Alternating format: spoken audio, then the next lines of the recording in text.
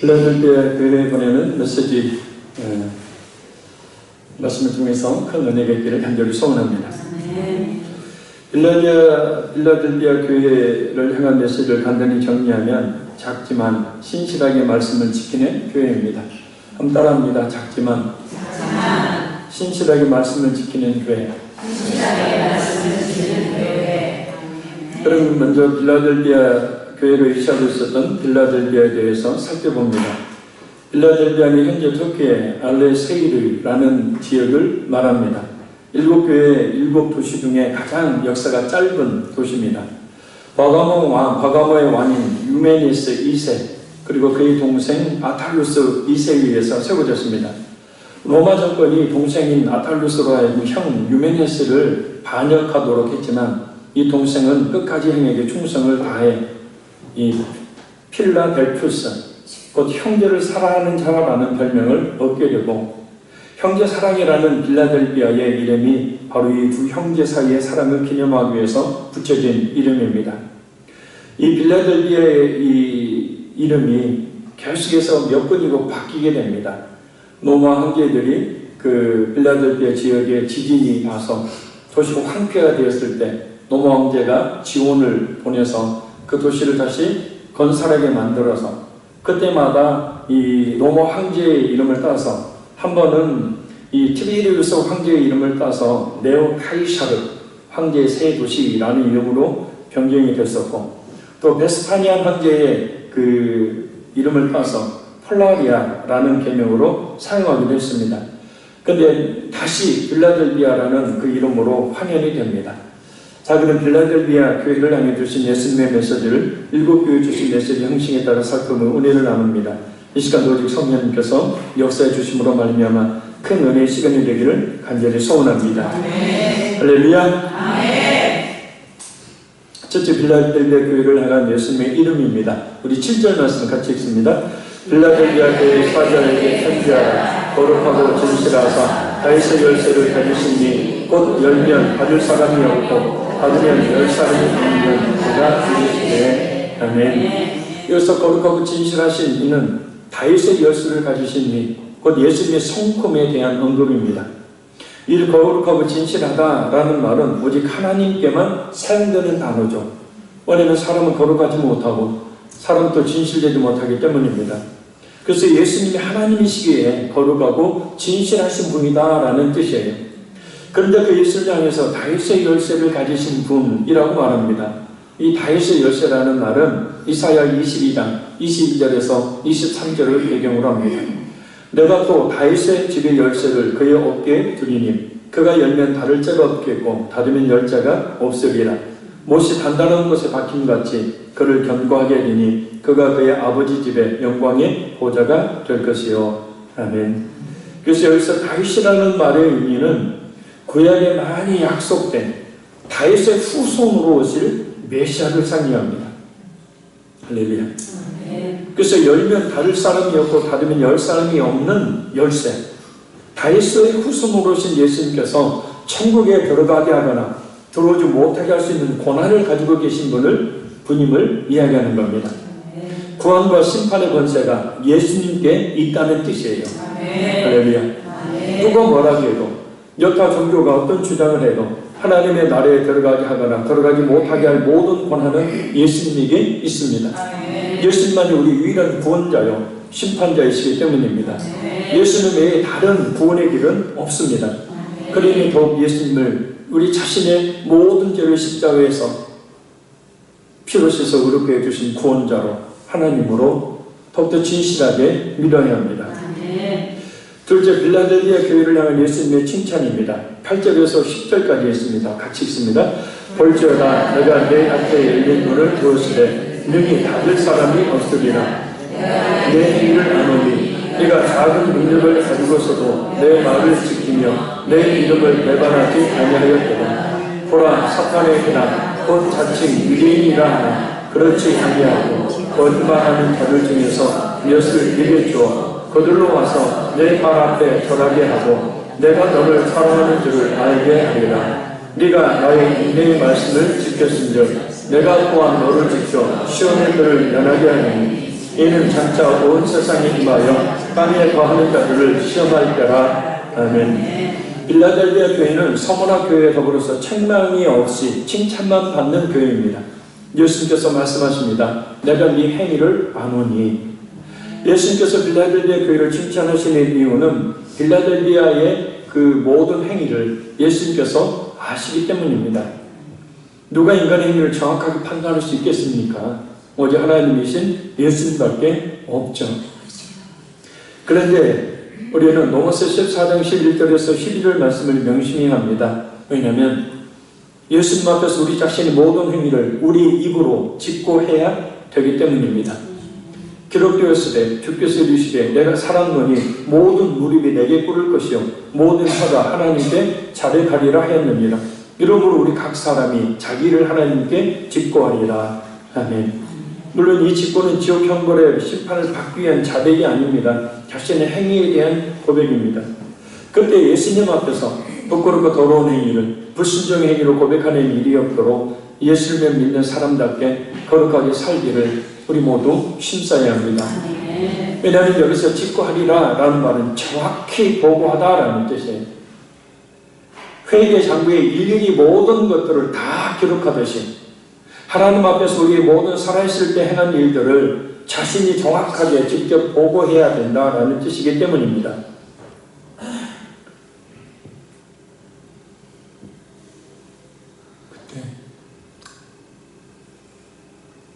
그때 무엇 말을 그런 빌라델비아 교회가 다 알고 계신 예수님께 칭찬받는 이유는 무엇일까요? 네가 작은 능력을 가지고도 내 말을 지키며 내 이름을 배반하지 아니하였도다. 작은 능력을 가지고서도 예수님의 말씀에 순종했다라는 뜻입니다. 작은 능력이란 빌라델비아 교회의 규모와 영향력이 크지 않았다는 것을 의미합니다. 그럼에도 불구하고 빌라델비아 교회는 예수님의 말씀을 신실하게 지켰으며 그 이름을 배반하지 않았다. 그래서 예수님은 빌라델비아 교회를 칭찬하며 놀라운 축복을 주시는데 바로 그 앞에 누구도 닫을 수 없는 열린 문인 천국을 열어주신 거예요. 성도의 수가 많고 지역의 영향력 또한 떠들썩한 프로그램으로 유명했던 사대교회가 믿는 사람이 몇 명이 없어서 예수님께 큰 책망을 받았던 것과는 대조적으로 빌라델비아 교회는 성도의 수는 적었으나 그 빌라델비아 교회 앞에 천국 문이 열렸다. 그러니까 사이즈로 보면 크기로 보면 어떤 교회가 큰 거예요? 실질적으로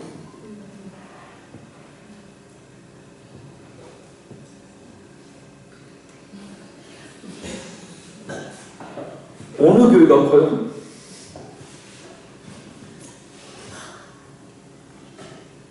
누가 이기는가 합니다. 어느 교회가 크죠? 빌라델비아 교회가 크잖아요. 사도교회는 성도의 수가 많았어요. 프로그램도 많았어요. 사도교회 하면 그 인근 지역의 모든 사람들이 알 정도로 떠들썩한 영향력을 끼치는 교회였어요. 근데 예수님 눈을 볼 때는 믿는 자의 수가 몇 명? 없었어요. 근데 작은 빌라델비아 교회, 별로 이름도 알려지지도 않고 영향력도 별로 없는 성도의 수도 그렇게 많지 않는 빌라델비아 교회는 결국 뭐예요? 적은 성도지만 그 성도들이 믿음에 굳게 서 있다는 거 아니에요. 할렐루야. 그래서 책망이 없는 칭찬을 받습니다. 과연 우리 학교의 교회는 어떤 교회가 되어야 할까? 과연 우리 자신은 어떤 성도가 되어야 할까? 예수님의 말씀에 절대 순종하는 교회 성도, 예수님을 배반하지 않는 신실한 믿음을 가진 우리 모두가 되어야 합니다.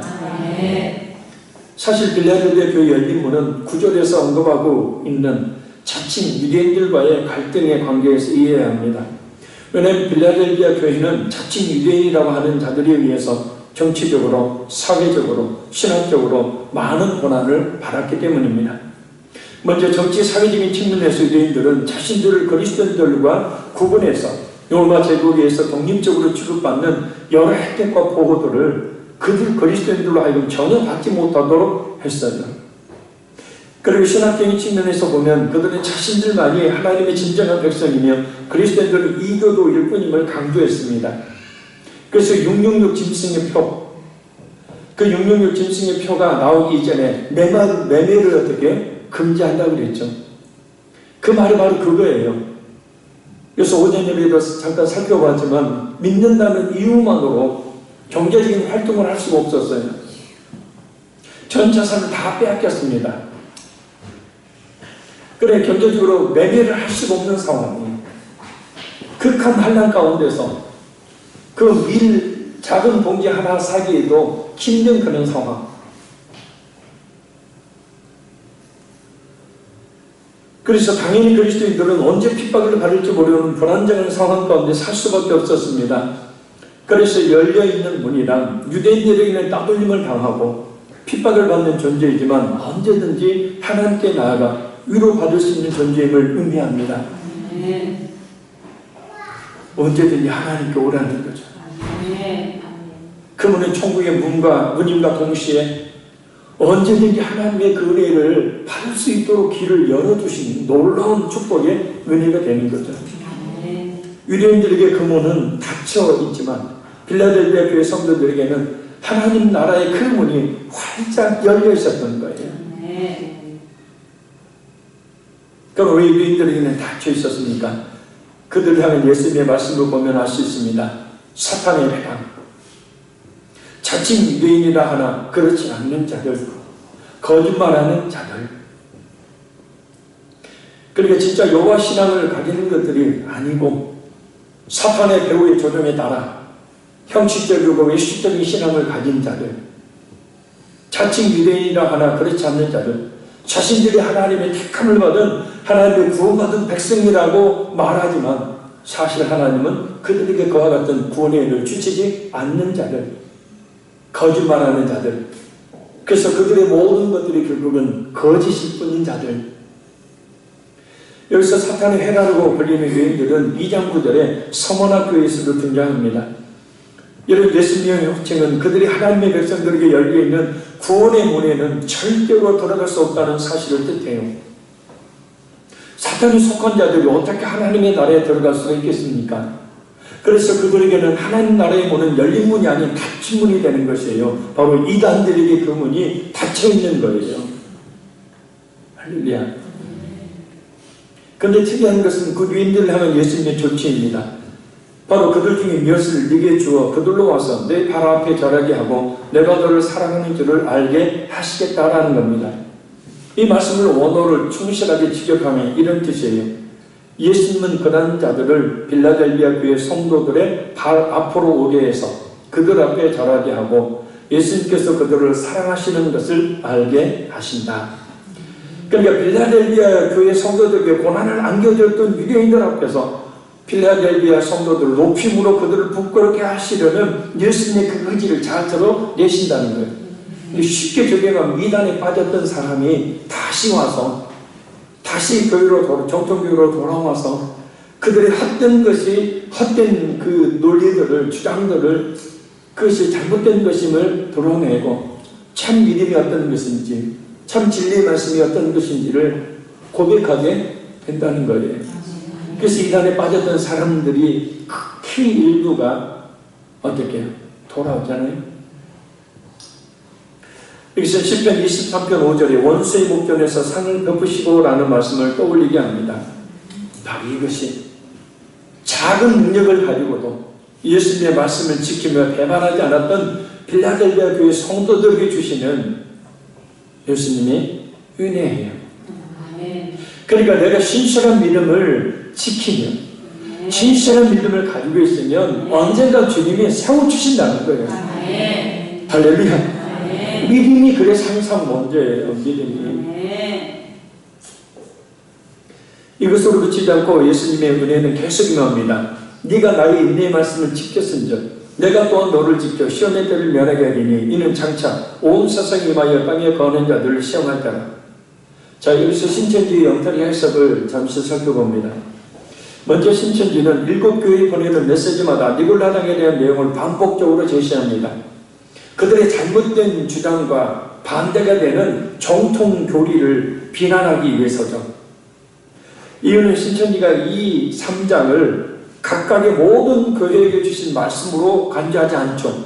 우리가 앞에 살펴봤듯이 소아시아 7교회에 주시는 7 완전 충만. 그래서 7교회란 그 7교회만 주신 말씀이 아니라 모든 교회. 할렐루야. 당시 7교회뿐만 아니라 근근지에게 오늘 우리 화평 교회까지 모든 교회에 주신 말씀이에요. 성경이 모든 교회에 주신 말씀이잖아요. 근데 신천지는 뭐죠? 근본적으로 잘못됐죠. 그 7교회 사자에게 준 곧 7 금촉대 교회라는 그것을 어디에 적용시킵니까? 이단이었던 유대인의 장막성전에 적용을 시키죠. 거기에 사탄의 해, 거기 니골라당들이 그 속에 들어와서 그 집단을 흐트러 버려서 그럼 정통성을 잃어버렸다는 거죠. 그래서 그 정통성을 결국 자신들이 신천지 증거 장막성전이 이어받았다라고 주장을 하는 거죠. 그러니까 이 하나만 봐도요, 그들의 요한계시록 해석이 얼마나 잘못되었는지를 알 수 있죠. 모든 교회에 주신 말씀을 유대인의 장막성전, 그 신천지 증거 장막성전에만 주신 말씀으로 여기는 거예요. 이 잘못됐잖아요. 근본적으로 이거 말도 되지 않는 얘기잖아요. 그러니까 성경이 자신들에게만 주어진 것으로 여기고, 그래서 기존의 정통교회 목회자와 정통교회 신학과 정통교회와 모든 것들을 부정하죠. 소경이라고. 그래야 자신들이 옳다는 것을 논리를 제시할 수 있기 때문에 그래요. 신천지는 이 시험의 때를 요한계시록에 예고한 배도와 멸망의 시기, 그 유대의 장막성전에 일어났던 니고데당이 들어와서 배도와 멸망의 그 시기 일어났다. 이 시기는 니골라당의 출현으로 시작되었다라고 이야기를 하는 겁니다. 그리고 이 내용을 발전시켜서 시험을 받는 땅에 거하는 자들이란 니골라당이 미혹하러 들어온 7 교회의 성도들, 유대의 장막성전 안에 들어와 잘못된, 그러니까 그들 입장에서 보면 잘못된 성경 사상이지만 우리가 볼 때는 뭐죠? 바른 성경의 진리를 가르쳤죠. 그래서 그들이 해체가 되어버렸죠. 그래서 이거는 자신의 엉터리 성경 해석을 논증하려고 성경이 말하고 있지도 않는 억지 논리를 펴옵니다. 이건 이거고 저건 저거다. 성경의 문맥과 전혀 상관없는 엉터리 주장을 문자적으로 단어만 꼭 끄집어내서 논리를 펴는 겁니다. 자, 성경의 해석은, 자, 이 10절에 나와 있는 온 세상은 온 세상이 이 말 그 시험의 우주적인 성격을 이야기하는 거예요. 모든 온 우주에 이 세상이 시험일 때는 묵시적 유대 문헌에서 공통적으로 말하는 것은 세상 종말 직전에 있을 심판을 이야기합니다. 시험일 때. 또 땅에 거하는 자들이란 요한계시록의 사탄에 속한 자들을 가리키는 단어로 사용이 돼요. 예를 들어 1장 5절에 땅의 임금들의 머리, 12장 12절에 보면 땅과 바다는 화 있을진저, 13장 8절을 보면 이 땅에 사는 자들은 다 그 짐승에게 경비하니라. 17장 8절을 보면 땅에 사는 자들로서 창세 이후로 그 이름의 생명책이 교육되지 못한 자들이라고 말씀합니다. 그러니까 땅에 거하는 자들은 신천지에서 주장하는 니골라당이 미혹하러 들어온 7교의 성도들 이야기하는 것이 아니고 뭐요? 이 세상에 사탄에게 속해 심판받을 자들 말해요. 아멘? 그래서 계시록 3장 10절에 말씀하고 있는 때는 사탄에게 속한 자들에게 이 말 종말론적인 심판의 때를 말합니다. 성경에서 이 심판은 예수님의 초림으로 이미 시작되었고 재림으로 완성됩니다. 할렐루야. 그러니까 지금 우리가 살고 있는 이 시대가 종말이고 이 시대가 심판의 때고, 아멘. 이 시대가 환난의 시대예요. 그래서 지금도 수많은 사람들이 예수 믿고 구원받을 뿐만 아니라 지금도 수많은 사람들이 예수님을 믿지 않고 지옥에 던져지고 있잖아요. 지금 심판이 행해지고 있다고요. 심판의 완성은 예수님의 재림 뒤에 이루어지고요. 자, 그래서 다니엘 12장 1절과 10절을 배경으로 이 말씀을 하는데, 다니엘서의 문명에서 보면 시험의 때를 면하게 하리니 라는 말씀은 시험에서 제외시킨다는 얘기가 아니고 시험 가운데서도 영적으로 보호해준다라는 뜻이에요. 그러니까 우리가 이 세상의 환난 가운데 있다 할지라도 고개 들어 나를 봐요, 슬퍼하지 말아요. 저도 옛날에 노래방 가서 노래 꽤나 불렀는데 제발 강단에서 부르지 않도록 고개를 들어 저를 봐주십시오. 저도 이렇게 세상 쪽으로 나갔으면 아마 지금 연예인 하고 있었을 거예요. 생긴 건 이러고 집에 가면 말 한마디 않고 집사람이 제발 봐줘봐. 강단에서는 오래 1시간이 넘게 내려라고 남녀라고 이야기하면 집에서 왜 말을 하느냐. 잘 들으십시오. 졸리고 피곤하시지만 잘 들어야 합니다. 그게 내가 바른 분명을 가지고 사는 일.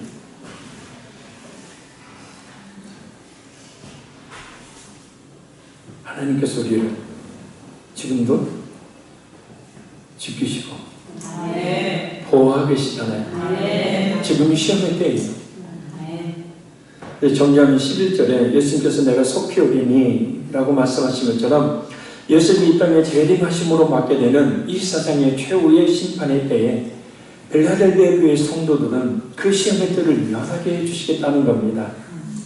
예수님이 이 땅에 오심으로 맞게 될 최후의 심판은 사탄과 그를 추종하는 자들에게의 심판, 그리고 빌라델비아 교회 성도들처럼 예수님을 진실하게 믿는 그 작은 능력을 가지고도 그 말씀을 끝까지 지킨 성도들에게는 구원의 때가 되는 겁니다. 그래서 7년 환난을 대비해야 된다든지, 종말에는 신앙에 큰 환난이 온다든지, 666 베리칩을 받으면 구원받지 못한다든지 등등의 큰 소리들에 속지 말아야 합니다. 이미 지금이 종말의 시대이고 지금이 환난의 시대이기 때문에, 그리고 이런 시대 속에 살면서 이미 우리는 여러 가지 환난을 통해서 구원받을 확실한 믿음이 있는 성도들, 그런 성도들이 되었고 또 되고 있지 않습니까? 왜 또 환난 속에 던져놓으시겠어요? 확실한 믿음이 있는데. 그래서 늘 진실한 믿음, 확실한 믿음, 인격적인 믿음, 하나님을 진짜 만난 믿음, 그런 믿음을 강조하는 이유가 바로 그거예요. 그 믿음이 있을 때 하나님은 그 연단을 끝이거든요.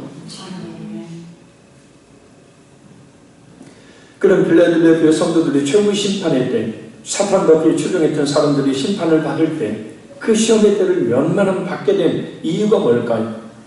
그들이 작은 능력임에도 예수님의 말씀을 지켰기 때문입니다.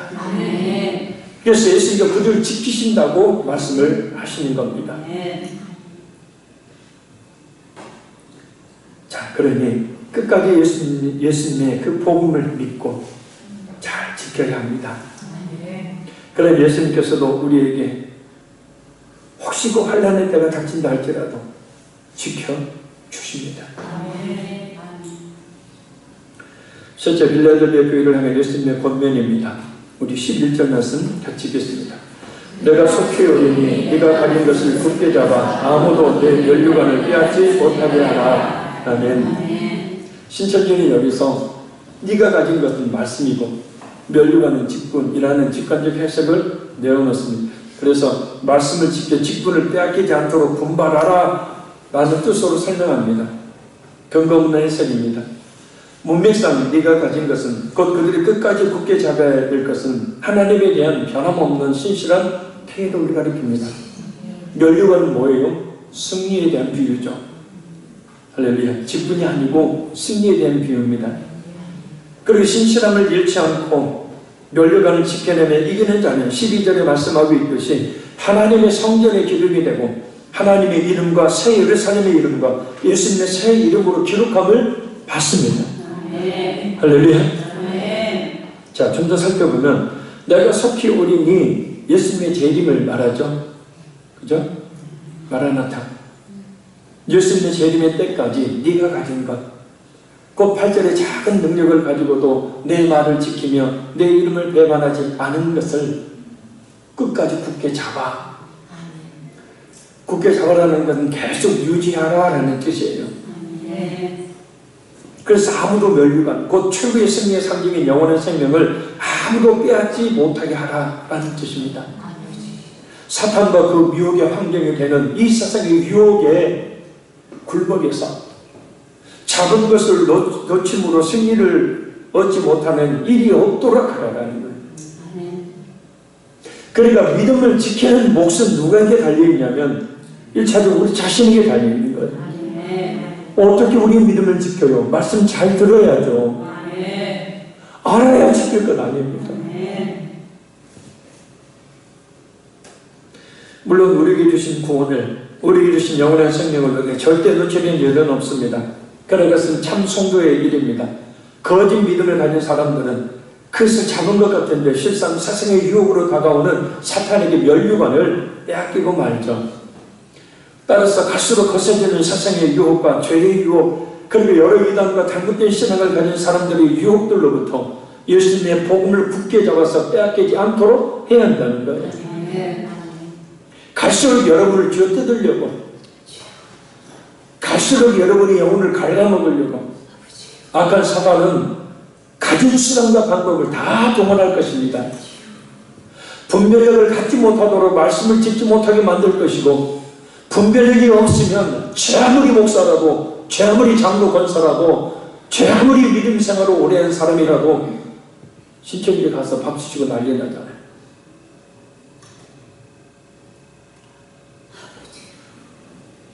저희 총신을 나왔고 박사학위까지 있는 분이 전 교인을 데리고 신천지로 가버렸어요.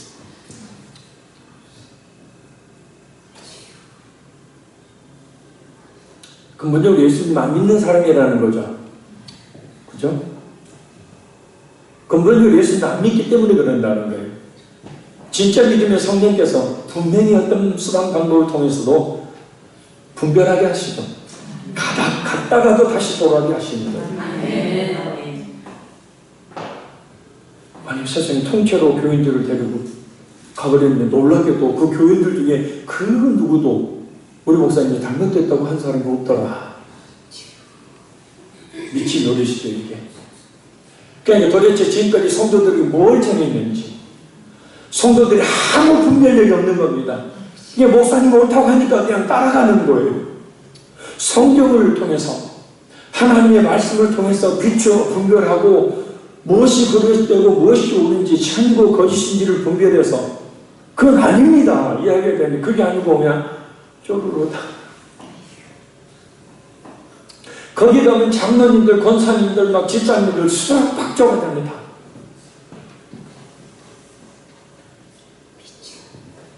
예수님 안 믿는 거예요. 그러니까 거꾸로 뒤집어서 보면 그런 사람들이 많다는 것은 기존의 교회의 사대교회처럼 진짜 예수 믿는 사람이 별로 교회 안에 많지 않다는 거예요. 그러나 빌레헬레이아 교회는 성도들이 얼마 되지 않았지만 천국문이 열려 있으니까 그 교회 교인들은 대부분 다 예수님을 믿는 사람이라는 건 아니에요. 우리 학교교회가 그런 교회인지 믿습니다.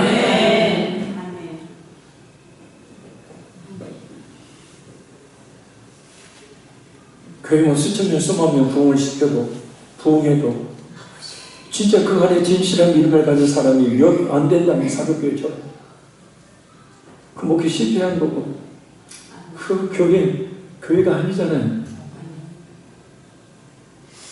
전에 빌라델비아 교회처럼 작은 교회라 할지라도 진실한 믿음을 가진 성도들이 모여있을 때 그 교회가 큰 교회이고, 그 교회가 바로 진실한 주님이 칭찬하시는 교회. 천국에 열린 문이 활짝 대로가 열려있는 교회. 우리 학교교회 그런 교회로 더욱더 가야 합니다.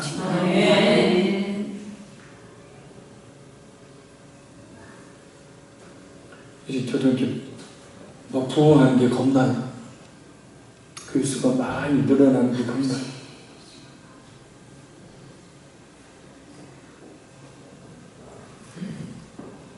아이고, 목사님 잘하니까 분이 안 되니까. 또 때리면 나는 다 보내주시잖아.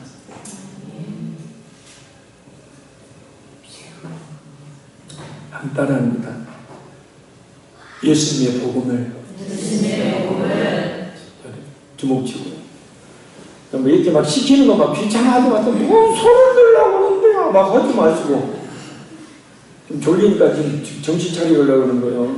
좀 주목치고 어설프게 막 이렇게 대충 쥐지 말고 꿀밤 때리지 않게 막 쥐세요 이렇게. 자, 예수님의 복음을 굳게 잡자. 예수님의 복음은 굳게 지켜나가자. 아멘. 그보다 중요한 게 뭐가 있어요? 근데 진실하게 그 복음 부여잡고 지켜나가면 하나님이 왜 뭘 안 주시겠습니까? 넷째, 빌라델비아 교회를 향한 예수님의 약속입니다. 우리 12절 읽겠습니까? 이기는 자는 내 하나님 성전의 기둥이 되게 하리니 그가 결코 다시 나가지 아니하리라. 내가 하나님의 이름과 하나님의 성 곧 하늘에서 내 하나님께로부터 내려오는 새 예루살렘의 이름과 나의 새 이름을 그의 위에 기록하리라. 아멘. 이기는 자에게 주시는 약속은 두 가지입니다. 첫째는 하나님의 성전에 기둥이 되게 하시겠다는 거예요. 이 본문에서 기둥은 뭐 받쳐준다는 개념이 아니고 굳게 사는 것이라는 의미의 뜻이에요. 곧 안정성, 영속성. 그 기둥이, 튼튼한 기둥이 하나님이 나를 어떻게 받치고 있는 굳게 서 있는 그 기둥. 흔들림이 없이 오래가요. 제가 사진을 준비했었는데 깜빡 잊고 메일로 쏘지를 않아서 빌라델비아 교회에 그 터를 가보면 기둥이 말입니다. 엄청 두꺼워요. 우리 상상을 초월합니다. 뺑 돌아야 될 정도로 기둥이 커요. 실제 이 성경 그대로입니다. 그 든든한 기둥들이 그 교회에 있어요. 자, 이렇게 성전의 기둥이 되게 해주시겠다고 말씀하신 이유가 있습니다. 당시 빌라델비아 도시가 많은 지진과 경제적인 큰 어려움을 당했고 또 빌라델비아 교회 역시 박해를 당한 터라 무엇보다도 그들에게 필요한 것은 안정성, 영속성이었기 때문에 그래서 빌라델비아 지역 건물들의 기둥 하나같이 다 크고 두꺼웠어요. 그래 안 무너지니까. 그런 상황 속에서 주신 성전의 기둥이 되게 해주시겠다는 약속은 빌라델비아 교회 성도들에게는 가장 든든하고 믿을 만한 약속이 되는 거예요. 그러니까 그 각 교회마다 약속이 다 다르죠. 일곱 교회마다. 왜냐하면 그들의 처한 상황에 맞는 약속, 그런 축복을 하나님이 그들에게 예수님이 주시는 거죠. 그래서 더군다나 내 하나님의 성전의 기둥, 성도가 영원한 하나님의 나라에서 차지하게 될 확고한 영생에 대한 약속입니다. 그러니 우리 모두 끝까지 믿으면 잘 지켜서 하나님의 성전의 기둥이 되어야 합니다. 둘째는 하나님의 성전의 기둥에 새 이름을 새겨주는 거예요. 이 성전의 기둥에는 세 가지 이름이 새겨집니다. 첫째는 하나님의 이름입니다. 하나님의 이름을 갖는다는 것은 하나님께 속해 있다는 것, 하나님의 실제를 소유한다는 것, 곧 하나님의 자녀가 된다는 것을 의미해요. 할렐루야. 왜냐, 구약성경을 보면 모든 이스라엘 백성들이 하나님의 이름을 갖고 있다고 말씀하고 있기 때문입니다. 하나만 살펴보면 이사야 43장 7절 말씀입니다. 내 이름으로 불려지는 모든 자, 곧 내가 내 영광을 위하여 창조한 자를 오게 하라. 그를 내가 지었고 그를 내가 만들었느니라. 내 이름으로 불려지는 자. 그러니까 하나님의 택한 백성들에게는 하나님의 이름이 기록되어 있다는 것. 할렐루야. 우리도 하나님의 이름, 하나님의 자녀라는 하나님의 이름이 우리에게 기록되어 있죠. 작은 둘째는 하나님의 성, 곧 새 예루살렘의 이름입니다. 신천지 어머니니까 건너뛰고 시간 겁니다. 빌라델비아 교회를 향한 약속은 새 예루살렘의 이름을 기록해 주시겠다라는 말씀은 로마의 당시 로마 제국 시대의 시민권 개념의 연장선에서 새 예루살렘, 곧 하나님의 나라의 시민이 되게 해주시겠다는 뜻이에요. 할렐루야. 왜냐하면 당시 빌라델비아 교회가 조금 전에 말씀드린 지진으로 건물들과 나가서 도시 전체가 파괴되었고 늘 저 일본처럼 지진에 대한 불안감으로 안정된 건물, 안정된 도시에 대한 기대가 늘 있었기 때문입니다. 따라서 영원한 도시인 하나님의 성, 새 예루살렘의 시민이 된다는 것처럼 큰 위로가 없었기 때문에 그들의 그 상황에 맞게 하나님께서 새 예루살렘이라니 그들에게 꼭 맞는 그런 약속을 주시는 겁니다. 할렐루야. 더군다나 그 새 예루살렘은 하늘에서 하나님께로부터 내려오는 것으로 전혀 무너지지 않는 영원한 도시이기 때문에 마지막 작은 셋째는 나의 이름, 곧 예수님의 이름이에요. 예수님의 이름을 새겨주십니다. 기록하십니다. 이미 하나님의 이름이 새겨지지만 예수님의 이름을 또한 새깁니다. 그것은 끝까지 믿음을 지킬 성도의 소유 또한 예수님이라는 것을 말씀해요. 예수님 거라는 거죠. 우리가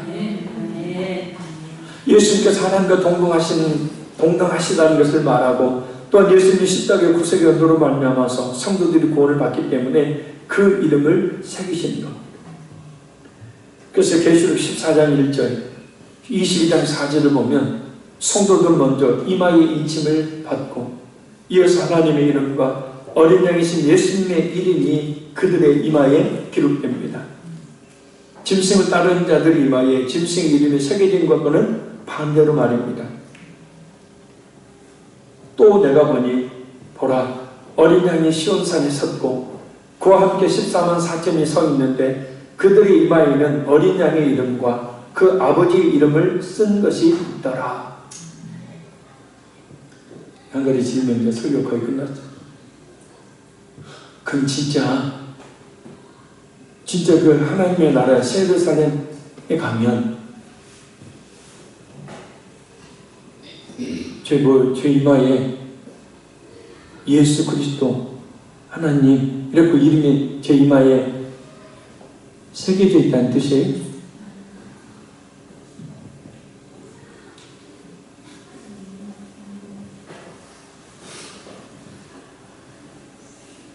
긴 것 같기도 하고 아닌 것 같고 기도하고 이야기하자니 좀 걸작지근하고 아니라고 이야기하자니 더 걸작지근하고 도대체 뭐예요? 자, 이마에 그 이름이 새겨져 있다고 했잖아요. 그러면 제가 중국 가면 제 이름에 하나님하고 예수 그리스도 이름이 이렇게 이마박에 이렇게 새겨져 있냐는 얘기예요. 아, 제 맞방만 보지 말고 저기 생각을 해보시라는 거예요. 예? 새겨져 있다는 얘기가 아니죠. 상징적인 의미죠. 뭐죠? 우리 이마 뭐예요? 이성이죠. 그죠? 바로 우리 신앙은 이성이죠. 우리가 받아들이는 그죠? 사유, 사고 바로 이것을 예수님이 인치셨다는 것은 뭐냐면 그 사람이 확실히 인격적으로 주님의 거심을 확실한 신앙을 가진 사람임을 이야기하는 거죠. 그래서 이마에 인을 치는 것입니다. 부디 저와 여러분의 이마에 우리 하나님과 우리 구주 예수 그리스도의 이름이 기록되어진 그래서 확실히 하나님의 것이라는 도장이 확실히 새겨진 은혜가 있기를 바랍니다. 마지막 다섯째 빌라델비아 교회를 향한 예수님의 드림의 대상입니다. 우리 마지막 13절 읽습니다. 그 있는 자는 성령이 교회들에게 하시는 말씀을 들을지어다. 아멘. 영의 귀가 열려 오늘 말씀이 무슨 말씀인지 그리고 그 말씀의 의미가 무엇인지 깨닫는 은혜로 충만하기를 바랍니다. 특별히 이 말씀을 우리 화평의 교회와 그 지체인 우리 자신에게 주신 말씀으로 받으시기를 바랍니다. 결론적으로 말씀드립니다. 거룩하심에 전신하신 하나님이신 예수님은 빌라델비아 교회가 성도들의 수가 적고 그래서 주변에 별 영향력을 발휘하지 못하는 작은 교회였지만 그들이 사탄의 회당인 자칭 유대인들의 핍박과 여러 환난 속에서도 복음을 지켰고 예수님을 배반하지 않았음을 칭찬하십니다. 그래서 그들에게 최후의 심판의 그 시험을 면하게 해주시는 약속하시고 그들 앞에 천국문을 열어주십니다. 또한 원수들의 눈앞에서 빌라델비아 교회를 세워주시고 그들의 복음을 끝까지 지켰기에 예수님도 그들을 또한 지켜주시겠다고 약속하십니다. 그러니 아무도 그 멸령을 빼앗지 못하도록 끝까지 복음을 지키며 예수님의 이름을 배반하지 말라고 우리에게 권면하고 있습니다. 끝까지 이긴 자에게는 영원히 무너지지 않는 하나님의 성전의 기둥이 되게 해주시고 하나님의 소유임을 확증하는 하나님의 이름과 영원히 무너지지 않는 도성인 하나님의 성, 새 예루살렘의 시민이 된다는 의미의 새 예루살렘의 이름, 예수님의 십자가의 구속의 은혜를 입은 예수님의 소유라는 의미로 예수님의 이름이 새겨지는 영원한 하나님의 소유가 되는 축복을 받습니다. 하나님도 새 예루살렘의 시민, 예수님의 이름, 완전히 확실한 하나님의 것이라는 거죠. 성도의 수가 중요한 게 아닙니다. 그래서 큰 교회 다니고 작은 교회 다니는 것이 중요한 게 아닙니다.